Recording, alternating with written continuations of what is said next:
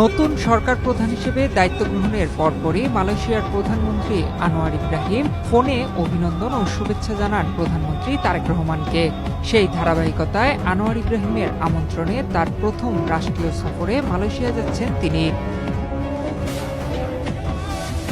আগামী ২১ ও ২২ জুন ২ দিনের এই সফরে প্রধানমন্ত্রী তারেক রহমান মালয়েশিয়ায় অবস্থান করবেন। এ সফরকে ঘিরে দেশটিতে বসবাসরত বাংলাদেশি প্রবাসীদের মধ্যে ব্যাপক উৎসাহ উদ্দীপনা বিরাজ করছে।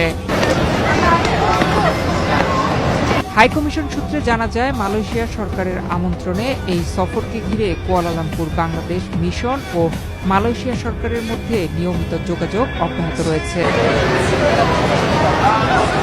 দীর্ঘদিন পর বাংলাদেশের কোনো সরকার প্রধানের মালয়েশিয়া সফরকে প্রবাসীরা দুই দেশের সম্পর্ক উন্নয়ন এবং শ্রমবাজার সম্প্রসারণের ক্ষেত্রে একটি গুরুত্বপূর্ণ মাইলফলক হিসেবে দেখছেন।